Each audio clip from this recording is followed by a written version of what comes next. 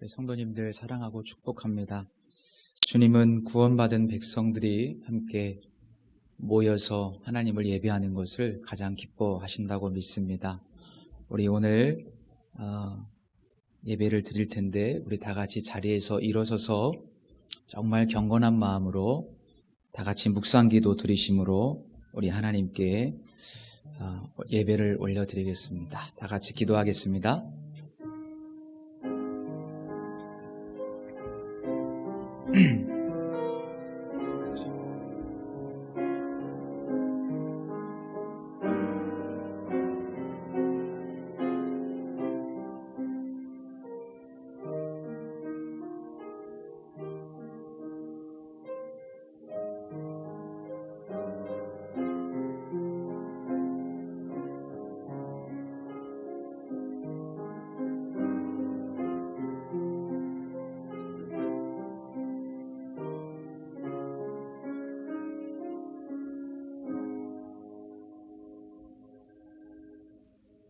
여호와여, 신중에 주와 같은 자가 누구니이까? 주와 같이 거룩함으로 영광스러우며 찬송할 만한 위엄이 있으며 기이한 일을 행하는 자가 누구니이까? 주의 인자하심으로 주께서 구속하신 백성을 인도하시되 주의 힘으로 그들을 주의 거룩한 처소에 들어가게 하시나이다. 세세 무궁토록 찬양과 영광을 받으시기에 합당하신 주님, 영광 중에 계신 주님께 우러러 예배를 드립니다. 거룩하신 성삼위 하나님께서 친히 이곳에 오셔서 좌정하시어 저희들이 드리는 예배를 받으시고 홀로 영광을 거두어 주소서. 오늘도 주님의 은혜를 간절히 사모하며 기다리고 있는 모든 심령에 예비하신 말씀으로 채워주시기를 원합니다. 그리하여 연약한 우리로 강건하게 하시며 고단한 자에게는 새 힘을 주시고 상처난 마음을 긍휼의 손길로 어루만져 주옵소서. 예수님의 이름으로 기원하옵나이다. 아멘. 우리 함께 우리 보좌 앞에 모였네 찬양 드리겠습니다.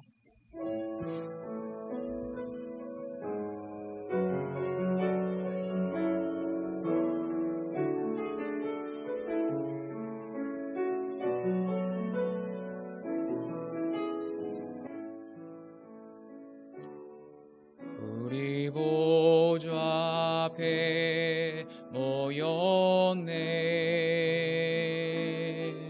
함께 주를 찬양하며 하나님의 사랑 그 아들 주셨네.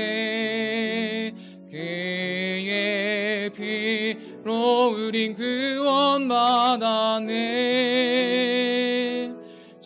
십자가에서 쏟으신 그 사랑 강같이 온 땅에 흘러 각 나라와 족속 백성 망원에서 구원받고 주 경배드리네.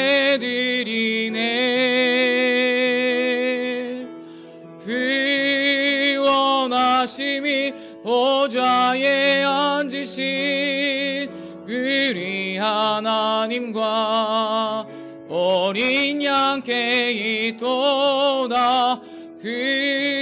구원하심이 보좌에 앉으신 우리 하나님과 어린 양께 있도다.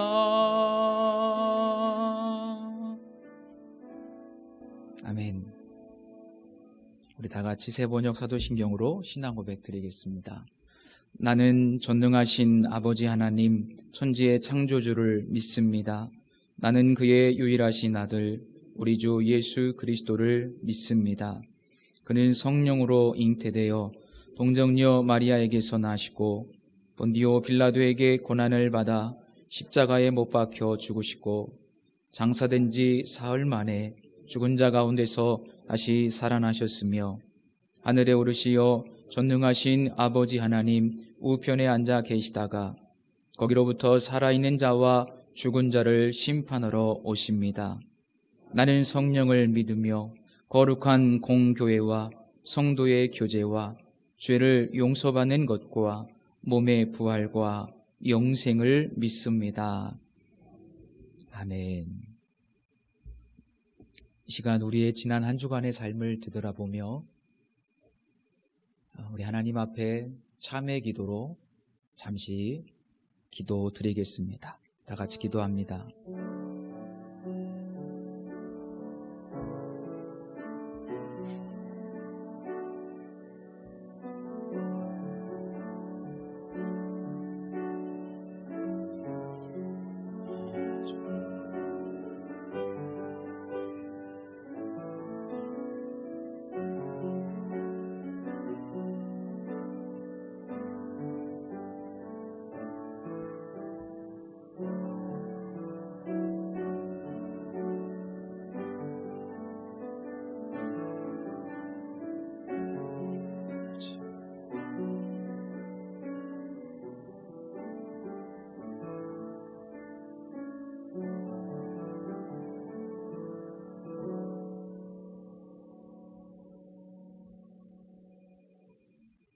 우리의 죄를 따라 우리를 처벌하지는 아니하시며 우리의 죄악을 따라 우리에게 그대로 갚지는 아니하셨으니 이는 하늘이 땅에서 높음같이 그를 경외하는 자에게 그의 인자하심이 크심이로다.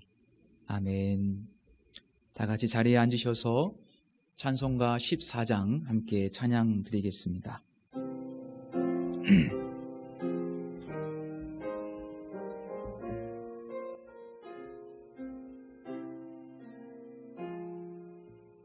주리 하나님 하늘에 계시니 온 천하 만민 주 앞에 찬송하네.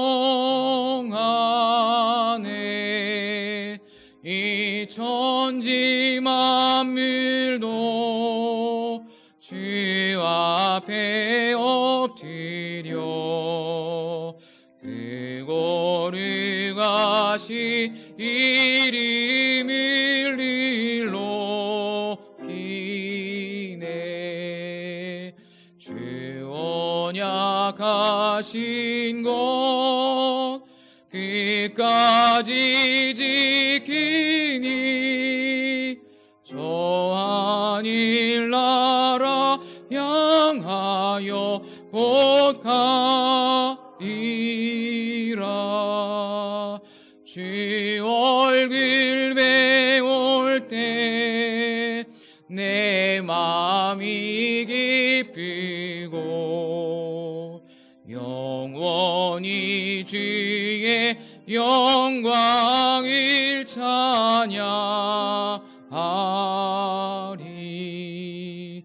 왕의 왕 되신 주 하늘에 계시니 이 세상 죄악 이기신 그 주 예수.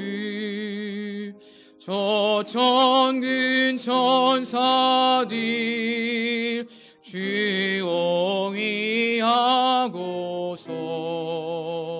무성도 함께 늘 섬기네. 성삼일체께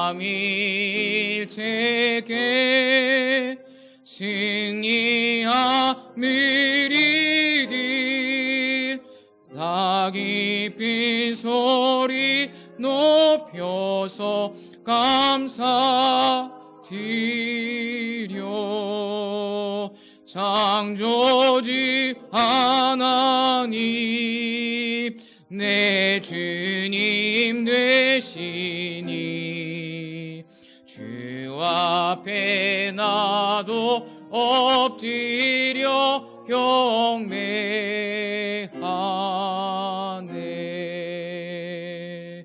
아멘.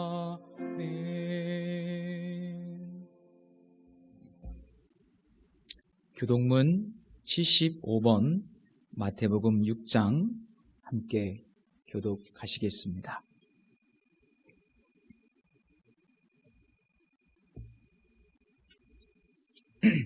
그러므로 내가 너희에게 이르노니 목숨을 위하여 무엇을 먹을까, 무엇을 마실까, 몸을 위하여 무엇을 입을까 염려하지 말라.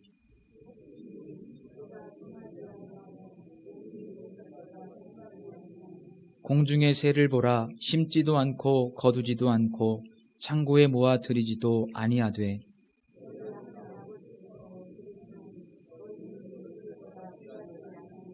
너희 중에 누가 염려함으로 그 키를 한 자라도 더할 수 있겠느냐?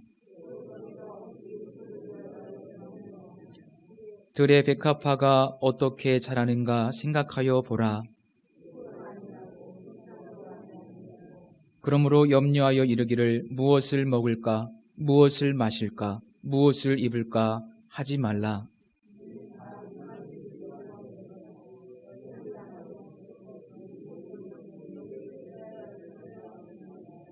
그런즉 너희는 먼저 그의 나라와 의를 구하라. 아멘. 찬송가 365장 찬양 드리신 후에 회중을 대표해서 김영현 집사님께서 기도해 주시겠습니다.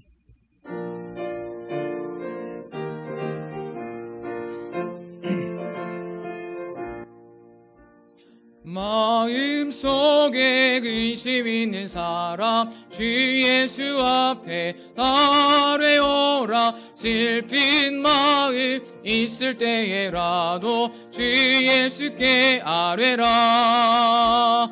주 예수 앞에 아뢰오라. 주리의 친구니 무엇이나 근심하지 말고 주 예수께 아뢰라. 눈물 나며 깊은 한숨 쉴 때 주 예수 앞에 아뢰오라. 은밀한 죄 내게 있더라도 주 예수께 아뢰라. 주 예수 앞에 아뢰오라. 주리의 친구니 무엇이나 근심하지 말고 주 예수께 아뢰라.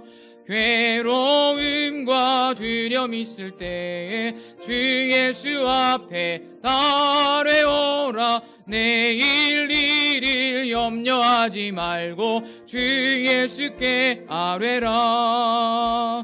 주 예수 앞에 아뢰오라. 주리의 친구니 무엇이나 근심하지 말고 주 예수께 아뢰라. 죽음 앞에 겁을 내는 자여 주 예수 앞에 아뢰오라. 하늘나라 바라보는 자여 주 예수께 아뢰라. 주 예수 앞에 아뢰오라. 주리의 친구니 무엇이나 근심하지 말고 주 예수께 아뢰라. 기도하시겠습니다. 만왕의 왕이시며 만물의 창조주 하나님께 감사와 영광과 존귀를 찬양과 기도를 올리었고 말씀을 사모합니다. 코로나 바이러스로 인하여 전 세계가 어둠 속에 사망자가 생기고 이 재난으로 경제가 악화되어가는 난리와 재앙 속에 있는 이때에 예수님 재림의 때가 다가오는 현실을 깨우칩니다. 주님 명령하시길 때가 가까웠으니 회개하라 하였사온데 뜨겁지도 차갑지도 않은 저희의 신앙과 세상 속에 파묻혀 나태하고 게으른 삶 속에 있는 저희들의 목보다도 더 검은 죄로 물든 모든 죄를 이 시간을 통해 전심전력으로 토해내는 회개의 역사 있게 하시어 주시고 십자가 보혈 공로로 힘입어 사죄의 은총을 베푸시고 흰 눈보다 더이게 하사 흰옷 입은 천사 되는 성령의 역사가 있기를 기도합니다. 이 예배 순서 전차를 하나님만이 주관하시며 영광 받으시고 악한 마귀 사탄 절대 틈타지 못하도록 주님 역사하시옵소서. 지난 한 해 동안 코로나와 목자 잃은 슬픈 양들, 경제 위기 여러 가지 고난도 많았지만 하나님의 은혜로 이 시간까지 지켜주사 부임해 오신 안우승 목사님을 모시고 이 절에 세게 됨을 기뻐 찬양 경배하옵니다. 모든 것이 하나님의 손안에 있음을 신합니다. 비전에 오신 안우승 목사님께 하나님의 능력과 지혜와 명철로 저희 성도를 애나꼬레의 반석의 생명수가 넘쳐 흘러 주께서 우리를 살리신다는 영혼의 생명의 말씀을 받아 먹고 마시며 구원을 받는 일을 이루는데 한치의 부족함도 없게 하옵소서. 성도들의 마음을 다 주관하시고 합심하여 십자가 군병 앞세우고 선한 싸움을 이겨나가 날마다 성령의 검으로 승전가를 부를 수 있도록 하시옵기를 간절히 원하나이다. 내 이웃을 내 몸과 같이 불사피라 하였사온데 헌신, 봉사, 사랑, 소망을 갖고 행하게 하옵시며 텅 빈 이 자리가 차고도 넘치는 비전계 되게 하시고 창대케 되어 역사 이루시는 비전계가 되기를 늘 기도드립니다. 코이누니아를 이루게 하는데 온 힘을 다해 힘쓰게 하시옵소서. 거룩하신 주 예수 그리스도 공로 힘이와 간절히 기도드리옵나이다. 오늘 우리에게 주시는 하나님의 말씀은 창세기 47장 13절 말씀부터 26절까지의 말씀입니다. 구약성경 75면입니다.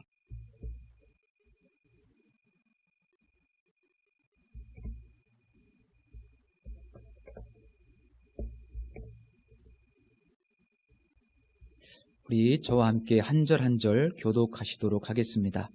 제가 먼저 읽겠습니다. 기근이 더욱 심하여 사방에 먹을 것이 없고 애굽 땅과 가나안 땅이 기근으로 황폐하니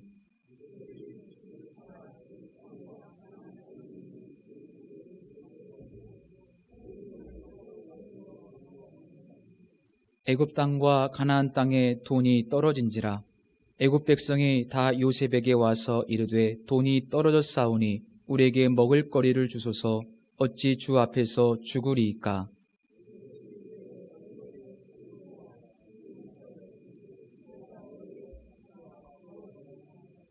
그들이 가축을 요셉에게 끌어오는지라. 요셉이 그 말과 양떼와 소떼와 나귀를 받고 그들에게 먹을 것을 주되 곧 그 모든 가축과 바꾸어서 그 해 동안에 먹을 것을 그들에게 주니라.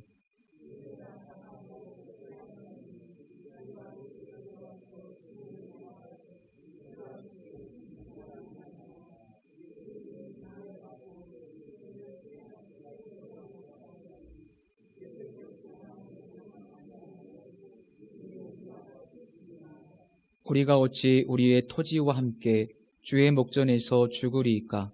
우리 몸과 우리 토지를 먹을 것을 주고 사소서. 우리가 토지와 함께 바로의 종이 되리니 우리에게 종자를 주시면 우리가 살고 죽지 아니하며 토지도 황폐하게 되지 아니하리이다.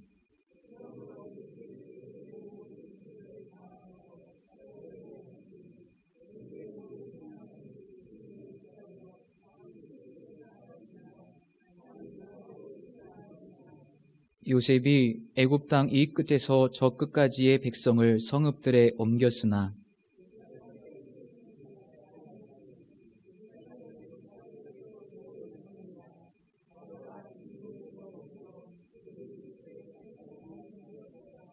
요셉이 백성에게 이르되 오늘 내가 바로를 위하여 너희 몸과 너희 토지를 샀노라. 여기 종자가 있으니 너희는 그 땅에 뿌리라.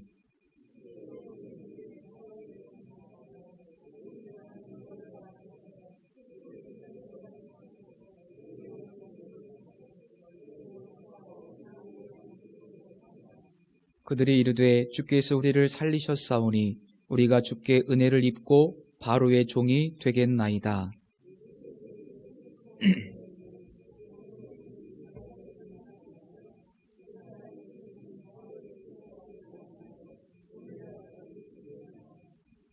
아멘.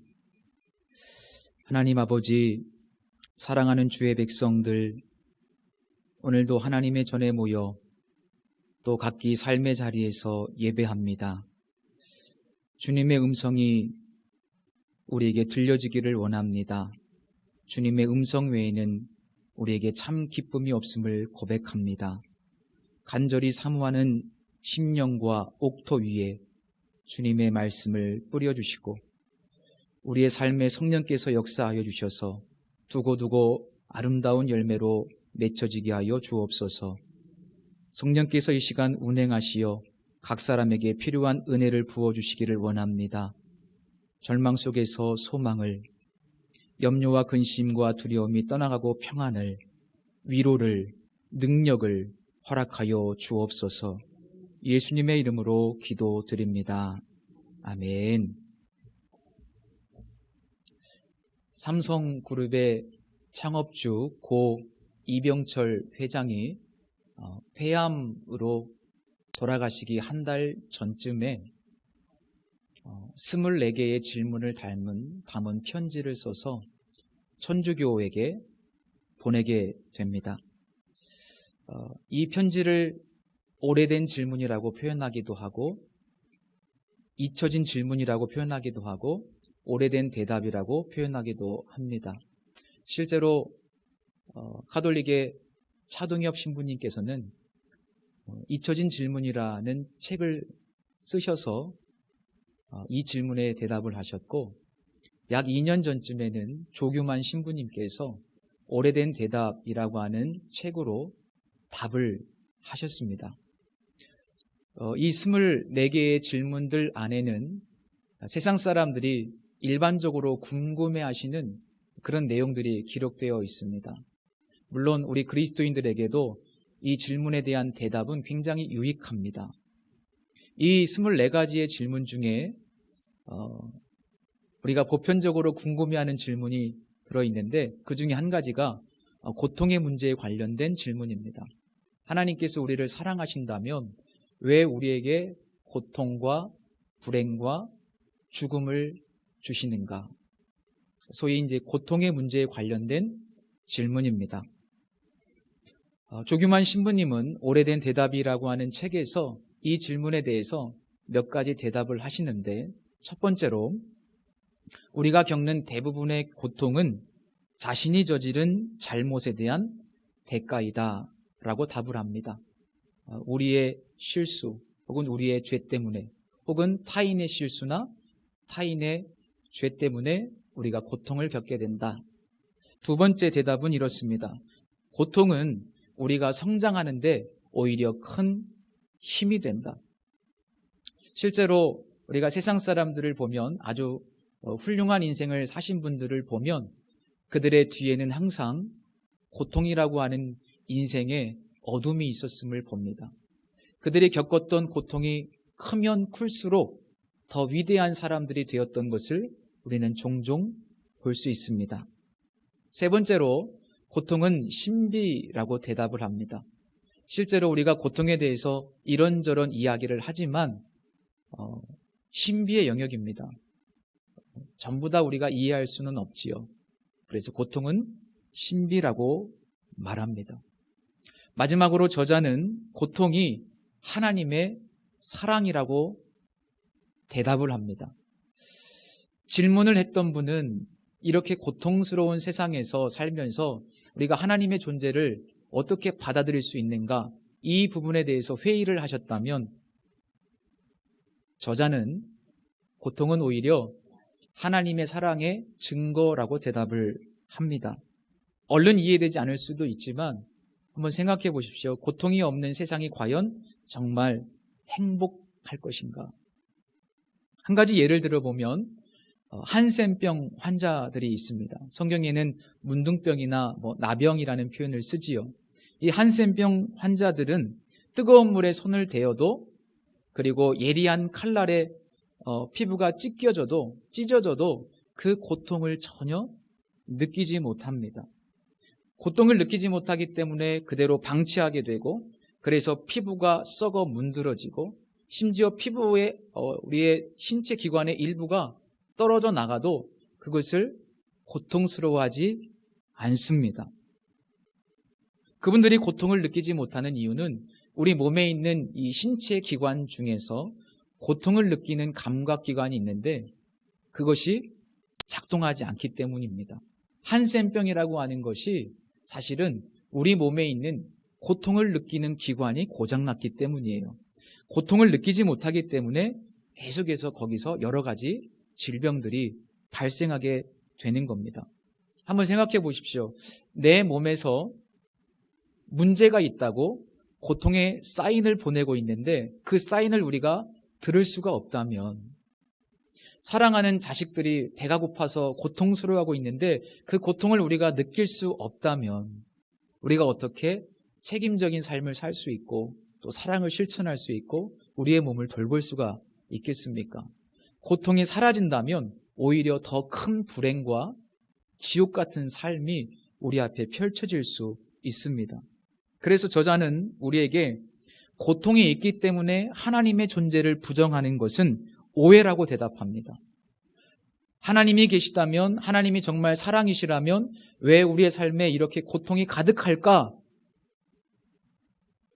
그렇게 생각한다면 오해라는 거예요. 오히려 고통은 내가 누군가를 사랑하기 때문에 주어지는 표징, 증거라고 이야기합니다.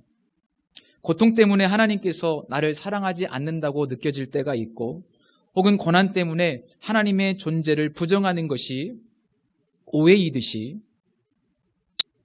예수님을 우리의 주인이라고 고백하게 되면 우리에게 손해가 된다거나 혹은 우리에게 무엇인가 부당한 요구를 하실 것 같다는 생각 역시도 오해라고 말씀드리고 싶습니다. 오해이기 때문에 우리가 이 주님의 분명한 음성 앞에 주저주저하게 됩니다. 볼지어다 내가 문 밖에 서서 문을 두드리노니 누구든지 내 음성을 듣고 문을 열면 내가 그에게로 들어가 그와 더불어 먹고 그는 나와 더불어 먹으리라. 주님의 주인 되심을 인정하면 더 오히려 기쁘고 풍성한 행복한 관계와 삶이 시작되는데, 우리는 그 선하신 하나님을 오해하기 때문에 이 고백을 드리기 주저주저합니다. 부담스러워합니다. 어려워합니다. 지난주에 우리는 예수가 주인이시다라는 내용을 함께 말씀을 나눴습니다. 정말 예수님이 내 모든 것의 주인이심을 고백할 수 있으십니까? 한 주간 동안 말씀을 들으시고 한번 자신의 삶을 뒤돌아보셨습니까? 정말 예수가 내 삶의 주인이신가? 예수가 내 모든 재정의 주인이신가? 예수가 내 자식의 주인이신가? 이 질문 앞에 우리가 주저하지 않고 예, 그렇습니다. 주님이 나의 주인이십니다. 주님이 나의 왕이십니다. 이렇게 과연 우리가 진정 고백할 수 있는가? 이 고백이 중요한 이유는요, 이 고백이 분명해야만 우리가 하나님의 어떤 말씀에도 순종할 수 있고 뿐만 아니라 하나님께서 원하시는 삶을 살 수 있습니다. 더 중요한 것은 지난주에 말씀드린 바와 같이 우리가 하나님과 더 온전한 코이노니아를 누릴 수가 있습니다. 복음서에 보면 예수님의 요구 앞에서 아주 심각하게 고민했던 한 청년이 있습니다. 이 청년은 관리였고 부자라고 성경에 기록하고 있습니다. 어느 날 이 청년이 예수님께 와서 이런 질문을 하지요. 내가 계명을 다 지켰는데 혹시 아직도 무엇이 부족합니까? 아마 이 청년은 예수님께 질문을 하면서 내심 이런 생각을 했을지 몰라요. 그 정도면 충분하다. 당신 정도면 충분히 훌륭하기 때문에 천국 백성이라고 볼 수 있다. 이렇게 예수님의 인정과 칭찬을 받기 원했을 겁니다. 그런데 예수님은 뭐라고 대답을 하십니까?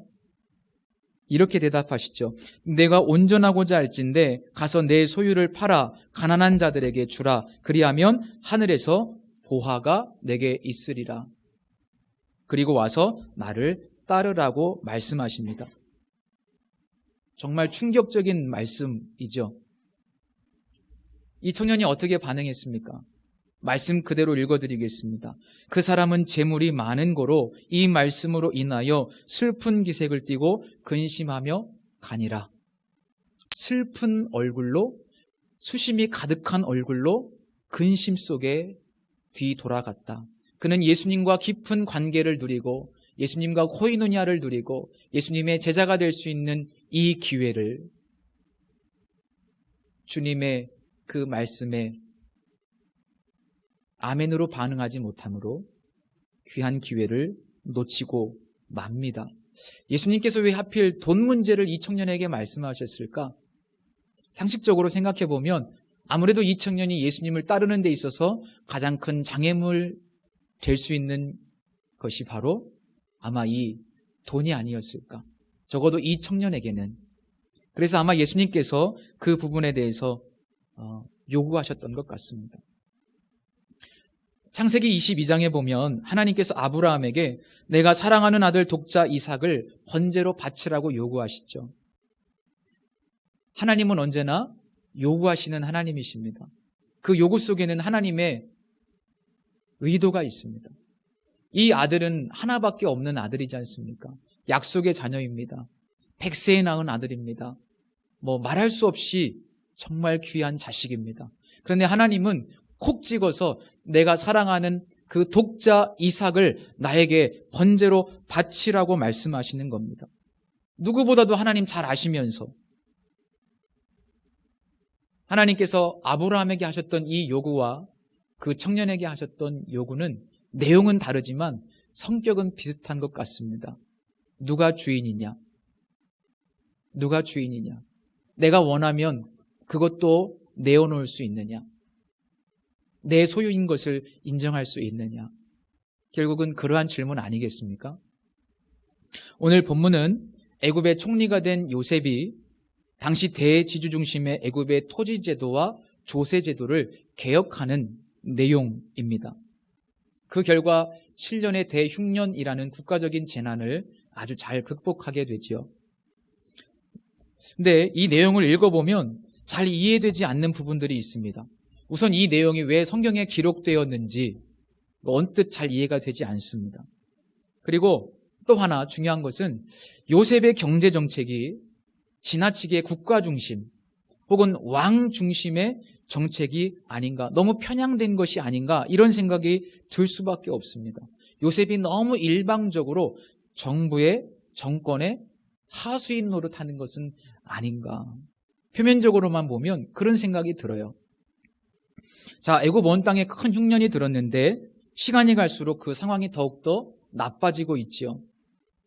애굽뿐만 아니라 가나안 온 지역까지 황폐하게 되었고 정말 그 고대 근동 지역에 전혀 먹을 것이 없는 정말 엄청난 재난이 발생하게 됩니다. 요즘 사람들이 시대를 구분할 때 옛날에는 예수 그리스도 탄생 이전, 탄생 이후, BC, AD 이렇게 구분을 했잖아요.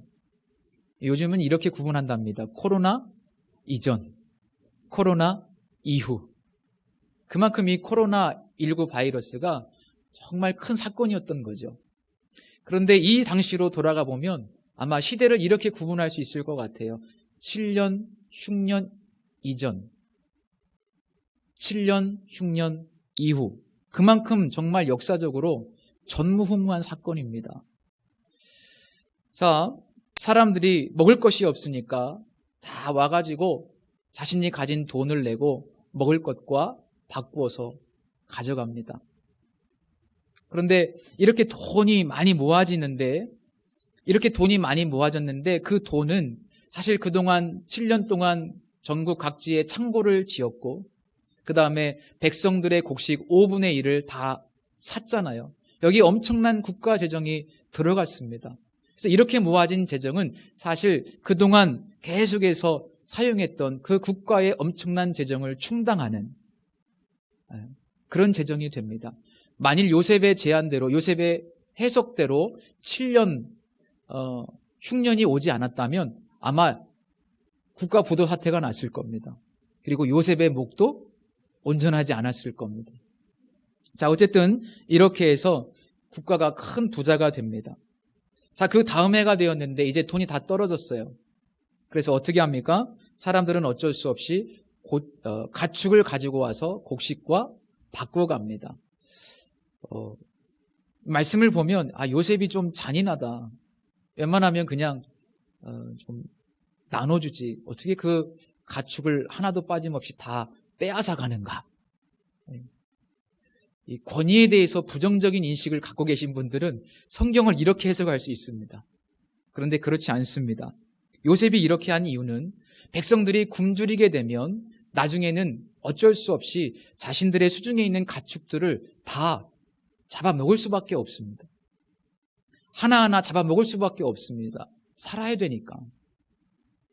그런데 이 가축들은 왜 중요한가 하면 훗날 흉년이 끝나면 농사를 지을 때 가장 중요한, 이 농경시대의 가장 중요한 재산입니다. 그러니까 이 노동력을 확보하기 위해서 그들의 가축을 일부러 다 사버리는 거예요. 이거 없어지면 나중에 농사 못 지니까. 그게 굉장히 거시적인 정책입니다. 사실 이런 지도자가 필요해요. 어쨌든 요셉은 굉장히 지혜롭습니다. 그런데 그 해가 다 가고 또 그 다음 해가 시작되는데 새해가 되어도 여전히 상황은 나아지지 않죠. 그래서 사람들이 또다시 요셉에게 찾아와서 이제는 돈도 없고 가축도 없으니 우리가 죽을 수는 없지 않느냐. 우리에게는 아직 토지가 있고 또 우리의 생명이 있기 때문에 이번에는 우리 토지를 다 드릴 테니 또 우리의 생명을 드릴 테니 이제 우리에게 곡식을 달라. 종자를 달라. 그래야 우리가 살 수 있지 않겠느냐라고 요구합니다.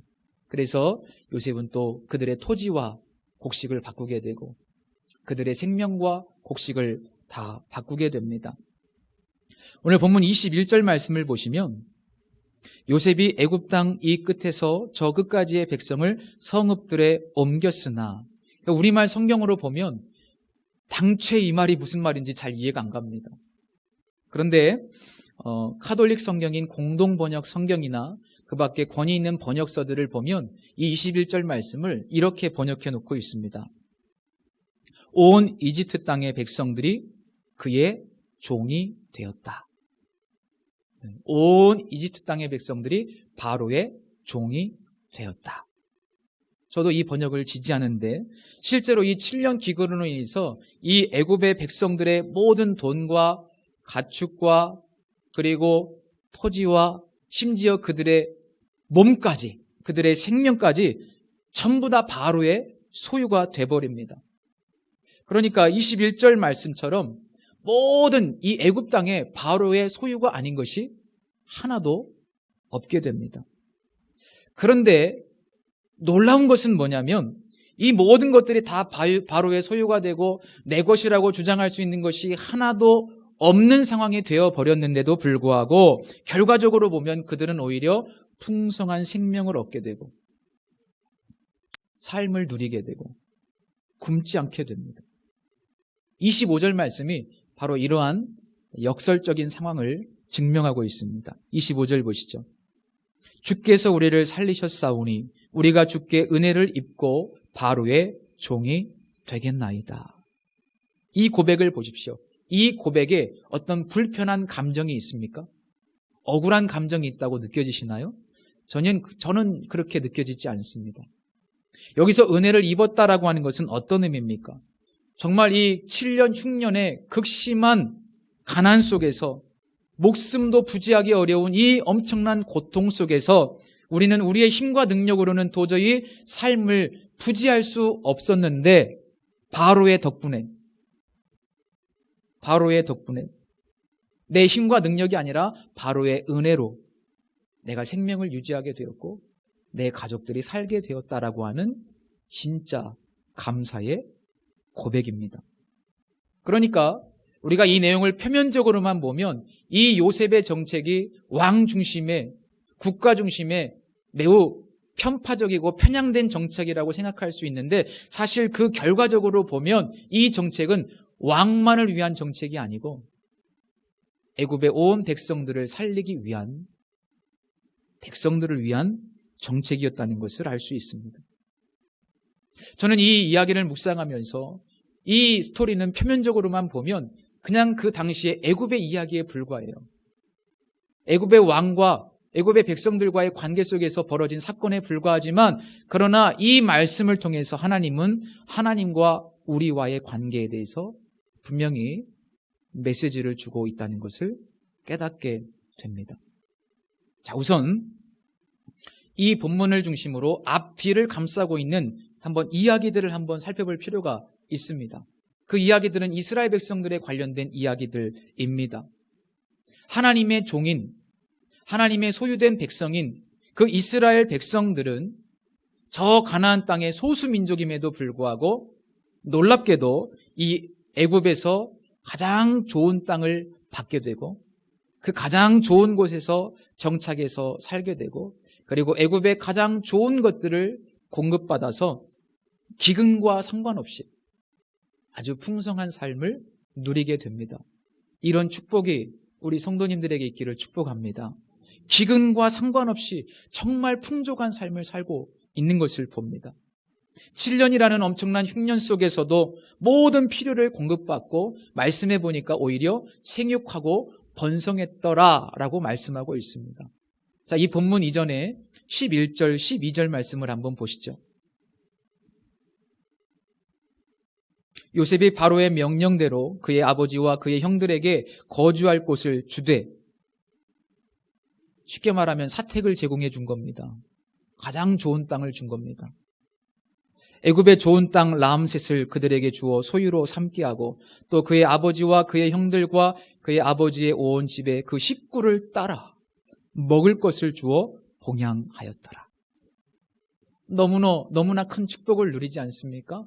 가장 좋은 땅을 하사받고 정말 그 흉년 동안에 가장 좋은 음식들을 먹고 누리게 되는 축복. 그리고 그 본문 이후에 27절 말씀을 보시죠. 이스라엘 족속이 애굽 고센 땅에 거주하며 거기서 생업을 얻어 생육하고 번성하였더라. 거기서 생육하고 번성했다. 한번 생각해 보십시오. 이렇게 흉년 때문에 가난하고 찢어지게 가난하고 어려운데 자식을 많이 낳는 게 가능한가요? 생육하고 번성하는 게 이 인간적인 노력으로 가능합니까? 가능하지 않지 않습니까? 이상합니다. 참 이상해요. 그러니까 하나님의 백성들은요, 이렇게 큰 어려움 속에서도 모든 것을 공급받습니다. 공급받는 정도가 아니라 생육하고 번성했다고 말씀하고 있잖아요. 놀라운 축복입니다. 그러니까 이 본문 앞뒤로 감싸고 있는 이 이스라엘 백성들의 이야기가 오늘 이 본문을 이해하는 데 있어서 굉장히 중요한 열쇠가 됩니다. 마치 샌드위치처럼 이렇게 감싸고 있어요. 정말 자유인으로 살았던 애굽 백성들이, 그러니까 자기 스스로 자기의 삶을 책임지던 사람들이 이 7년 흉년 때문에 뭘 깨닫게 되냐면 내 인생을 내가 책임질 수 없다는 사실을 깨닫게 되는 거예요. 하나님은 이방 사람들이지만 그들을 사랑하셔서 이 7년 흉년을 통해서 너희들이 농사만 지면 매년 나일강 때문에 큰 수확을 얻었지만 그러나 그것이 너희들의 노력이 아니라는 거예요. 너희들의 인생을 너희들이 컨트롤할 수 없다는 거예요. 너희들의 삶을 너희들이 책임질 수 없다는 사실을 분명히 깨닫게 하시는 거예요. 이 깨달음이 참 중요합니다. 지금 우리나라뿐만 아니라 전 세계적으로 어렵지 않습니까? 이 코로나 바이러스 때문에 얼마나 더 갈지도 몰라요. 근데 하나님 우리에게 무엇을 깨닫게 하실까? 저는 그 여러 가지 깨달음 중에 하나가 바로 이거라고 생각해요. 우리가 우리의 삶을 통제할 수 없다는 것. 그 누구도 자신의 삶을 책임질 수 없다는 것. 유일한 길이 있다면 그것은 바로 우리의 삶을 책임질 수 있는 분에게 우리의 삶을 맡기는 것밖에는 없습니다. 유일한 길입니다. 우리의 삶을 책임질 수 있는 만왕의 왕 되신 하나님께 우리의 삶을 내어 맡기는 것밖에는 길이 없어요. 하나님은 어떤 사건들을 통해서 우리의 삶에 오늘도 이 사실을 말씀하시는 거예요. 오히려 오늘 본문 말씀에 보면 왕의 소유가 될 때, 소유권이 하나씩 왕에게로 이전되었을 때 애굽의 백성들이 더 풍성한 삶을 살게 됩니다. 자유인으로 남았을 때보다 종이 되었을 때 생명을 얻게 되고 더 풍성한 삶을 살게 됩니다. 이것이 중요합니다. 여기서 종의 개념을 우리가 이해할 필요가 있어요. 우리가 종을 생각할 때 노예로 생각합니다. 물론 노예적인 개념도 있어요. 그러나 노예는 인간 이하의 취급을 받고 존재 가치도 없는 그런 존재라고만 생각을 하는데, 당시 고대 근동에서 종의 개념은 그렇게 완전히 불쌍한 존재만을 의미하지 않습니다. 종이라고 하는 것은 주인으로부터 모든 것을 보장받는 존재였습니다. 모든 것을 보장받는 존재. 그래서 이 백성들이 바로의 종이 되었다라고 하는 것은 그저 이제 아무런 주권도 없는 불쌍한 존재가 아니라 오히려 바로가 이 백성들의 생명을 책임져야 되고, 그때부터 종에게 필요한 모든 것을 제공해 줘야 한다는 의미가 됩니다. 바로의 책임인 거예요. 자연으로 살 때는 내가 무엇을 먹을까, 무엇을 입을까, 무엇을 마실까 늘 고민하는 삶을 살 수밖에 없었어요. 그런데 종이 되었을 때는 이제 그 모든 염려에서 해방되는 거예요. 그 고민은 이제 바로의 고민이 되는 겁니다. 신분이 바뀌었기 때문에 이제 그런 거 걱정할 필요가 없는 거죠. 이것이 중요합니다. 하나님은 우리에게 주인 되심을 인정하라고 요구하십니다. 그런데 이것은 어떤 부당한 요구가 아니에요. 우리의 것을 빼앗기 위해서 혹은 우리의 자유를 침해하기 위해서 하나님께서 그런 요구하시는 것이 결코 아닙니다. 우리가 그분의 통치를 인정하게 되면 오히려 더 놀라운 축복과 더 놀라운 풍성한 삶과 훨씬 더 행복한 삶을 누릴 수 있기 때문에 기필코 기어이 어떤 사건을 통해서라도 우리의 항복을 받아내기를 원하고 계신 겁니다. 주님은 말씀하십니다. 그러므로 내가 너희에게 이르노니 목숨을 위하여 무엇을 먹을까, 무엇을 마실까, 몸을 위하여 무엇을 입을까 염려하지 말라. 공중의 새를 보라. 심지도 않고 거두지도 않고 창고에 모아 들이지도 아니하되 너희 하늘 아버지께서 기르시나니 너희는 이것들보다 귀하지 아니하냐. 오늘 있다가 내일 던져지는 들풀도 하나님이 이렇게 입히시거든 하물며 너희일까 보냐 믿음이 적은 자들아. 그러므로 염려하여 이르기를 무엇을 먹을까, 무엇을 마실까, 무엇을 입을까 하지 말라. 이는 다 이방인들이 구하는 것이라. 너희 하늘 아버지께서 이 모든 것이 너에게 있어야 할 줄을 아시느니라. 이게 예수님의 말씀입니다. 우리에게 필요한 것을 다 아신다는 것은 우리에게 필요한 것을 공급하실 준비를 하고 계시다는 의미입니다. 만약 우리가 예수가 우리의 주인이심을 온전히 인정하게 된다면 걱정은 이제 주님의 몫입니다. 우리가 걱정하는 것은 부당한 일입니다. 2016년도에 서울에 있는 오륜교회에서 매해 다니엘 기도회라는 것을 진행하는데 우연히 강은도 목사님이라는 분이 간증하시는 것을 제가 들었습니다. 얼마나 정말 재치가 뛰어나시고 말씀을 잘하시는지 듣는 내내 시간 가는 줄 모르고 들었어요. 근데 그 간증의 내용 속에 이분의 경험담이 들어있었습니다. 전셋집에 살고 계셨는데 기간이 거의 만료가 됐어요. 이제 기도한 겁니다.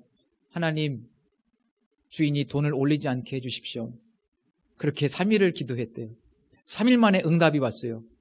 주인에게 전화가 왔어요. 돈을 올려야 되겠습니다.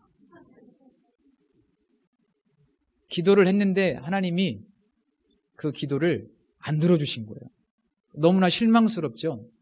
하나님이 나를 사랑하지 않는 것 같고 나도 그저 그런 것 같고 너무나 실망스러운 거예요. 돈은 없고 특히 목사는 참 진짜 별난 종족이라 대출이 안 됩니다. 이거 어떻게 할 수가 없잖아요. 그 다음날 새벽에 교회 가서 기도를 하다가 하나님께 이렇게 기도를 드렸답니다. 이분이 경상도 분이신데 경상도 스타일로 아주 짧고 굵게 기도를 했대요. 이렇게 기도했답니다.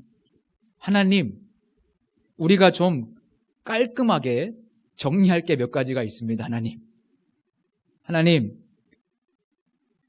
첫 번째 질문. 내가 하나님을 불렀습니까? 하나님이 날 불렀습니까? 조금 있다가 그렇죠, 하나님께서 날 부르셨죠. 두 번째 질문. 그러면 하나님, 정리를 좀 부탁드리는데 지금 이 상황에서 누가 책임을 져야 됩니까? 내가 책임을 져야 됩니까? 하나님이 책임을 져야 됩니까? 정리를 부탁드립니다, 하나님. 이렇게 기도를 했대요. 얼마나 멋있습니까? 마지막에 이 목사님이 이렇게 기도하고 일어섰답니다. 기도 그렇게 오래 안 하셨어요. 이렇게 기도했답니다. 하나님, 화이팅! 이제 걱정은 내 것이 아니에요. 하나님의 걱정입니다. 하나님이 나를 불렀으니까, 하나님이 나를 소유로 삼으셨으니까 내가 걱정할 게 아니에요. 믿음으로 저지르면 되는 거예요.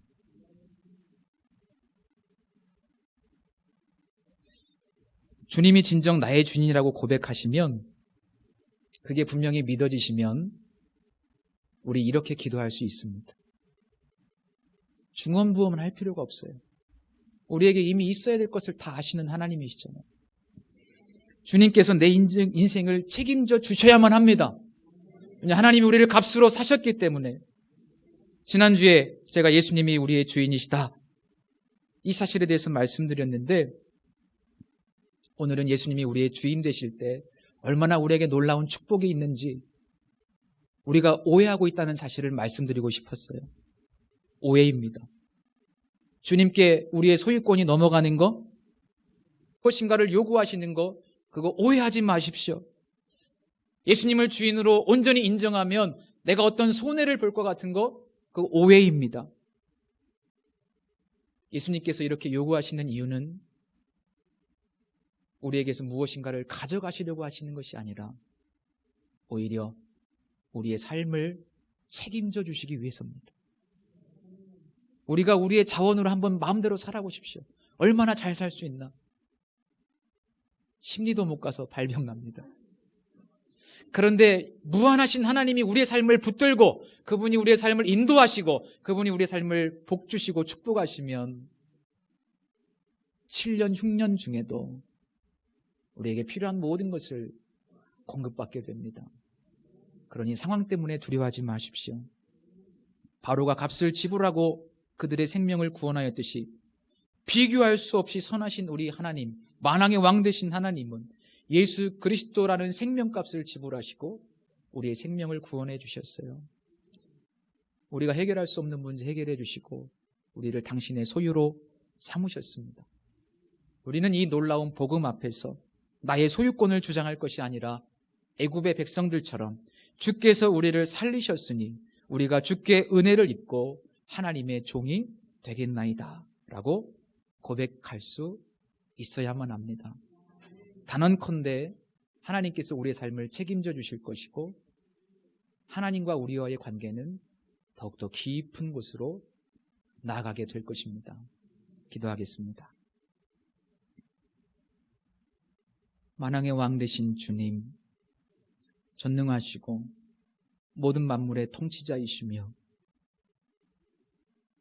부족함이 없으신 하나님, 우리에게 요구하시는 이유는 우리를 축복하시고 우리의 인생을 책임져 주시기 위함임을 깨닫게 됩니다.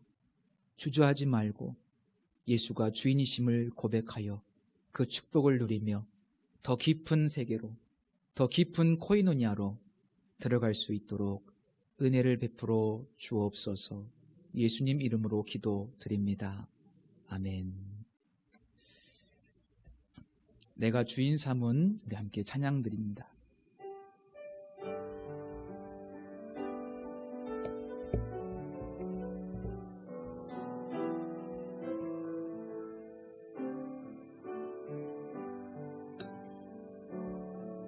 내가 주인 삼은 모든 것 내려놓고 내 주 되신 주 앞에 나가 내가 사랑했던 모든 것 내려놓고 주님만 사랑해.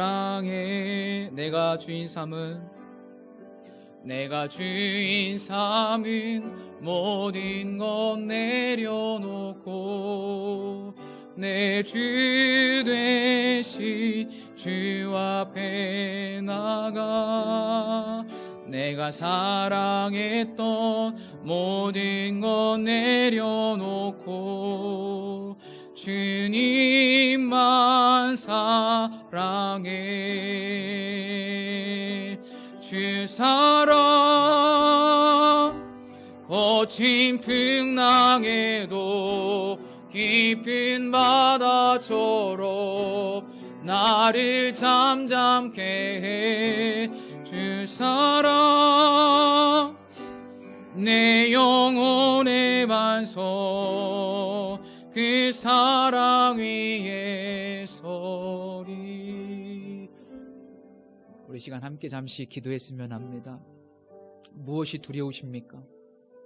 무엇이 우리 마음 가운데 염려의 대상이십니까? 예수님이 우리의 주인이십니다. 만왕의 왕 되신 주님이 우리의 통치자이신데 우리의 마음속에 아직도 주인 삼고 내려놓지 못한 것이 있다면 그것이 돈이든 그것이 자식이든 그것이 세상의 쾌락이든 이 시간 주님 앞에 온전히 항복한다고 우리 함께 용기를 내어 고백했으면 좋겠습니다. 기도하겠습니다. 할렐루야. 살아계신 하나님 아버지, 오늘도 하나님께서 우리가 함께 모여 예배하게 하심을 감사합니다. 우리에게 주신 주님의 음성을 듣기를 원합니다. 예수님이 우리의 주인이심을 고백하는 것은 부담스럽거나 결코 우리를 불편하게 하거나 우리에게 손해가 되거나 그런 것이 아니라 우리의 삶을 책임져 주시기 위해서, 우리에게 복을 주시고 우리를 축복하시기 위해서 하나님께서 우리에게 요구하시는 것임을 깨닫게 하여 주옵소서. 내게 부담스러운 요구가 우리에게 주어질 때 그것은 오히려 하나님의 축복임을 깨닫게 하시고 하나님 앞에 내려놓을 수 있는 저희들이 되게 하여 주옵소서.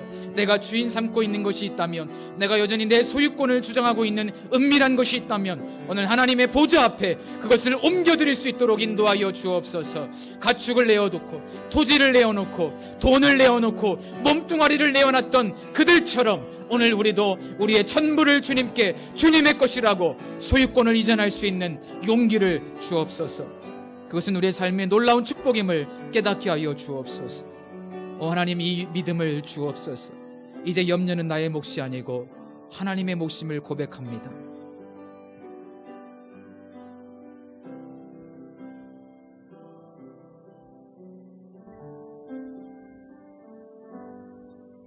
주님, 우리가 세상 살면서 넘어질 수 있지만, 고백했음에도 불구하고 실수할 수 있지만, 그러나 이 시간 또 한 번 고백했습니다. 넘어지더라도 그 고백을 받으시는 우리의 아버지 하나님, 우리의 모든 소유권을 포기하겠습니다. 주님 것임을 고백하겠습니다. 우리의 삶을 더 풍성하게 이끌어 주실 줄로 믿고 감사를 드립니다.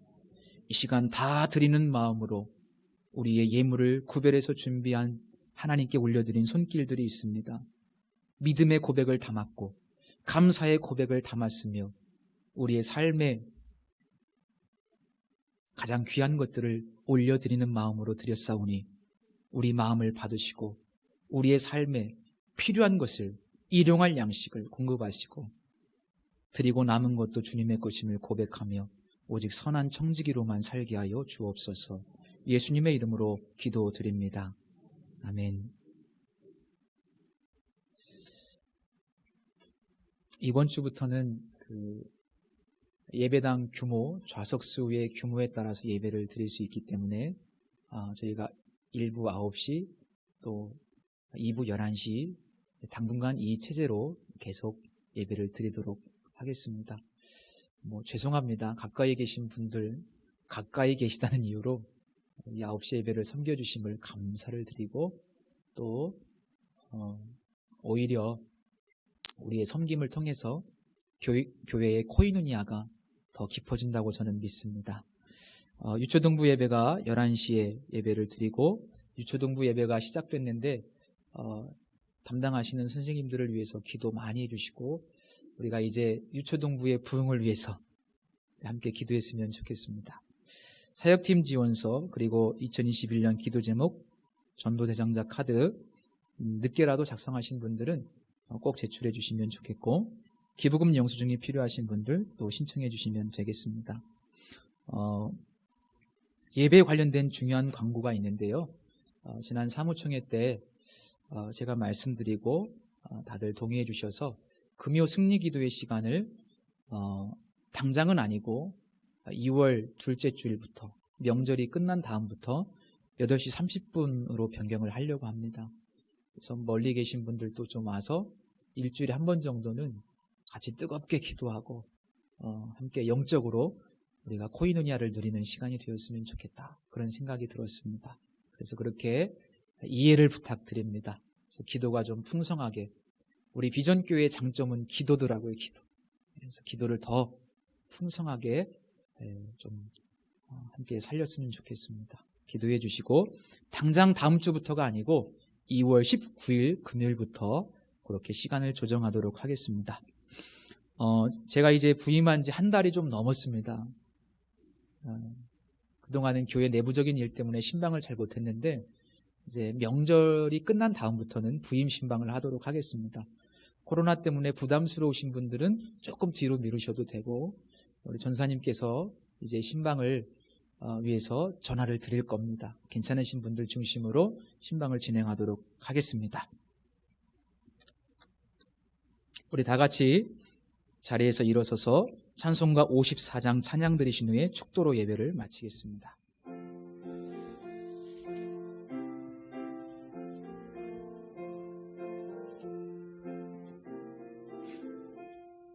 주여 복을 구하오니 편히 가게 하시고 사람마다 주내로 이기도록 하시고 광야 같은 세상에서 항상 인도하소서. 주의 복된 말씀 듣고 무한 감사합니다. 구원 받은 주의 성도 열매 맺게 하시며 하나님이 우리 함께 항상 계시옵소서. 아멘. 지금은 교회의 머리가 되시는 예수 그리스도의 은혜와 우리를 사랑하셔서 값을 지불하시고 우리를 소유로 삼으신 하나님의 무한하신 사랑하심과 성령님의 감동, 충만 교통하심이 예수가 우리의 주인이심을 기쁨으로 고백하며 왕 되신 하나님의 통치 안에서 복된 삶을 살아가기로 다짐하는 모든 성도들 위해 흩어져 있는 우리의 자녀들과 가족들 위해 이제로부터 영원토록 함께 계실지어다. 아멘.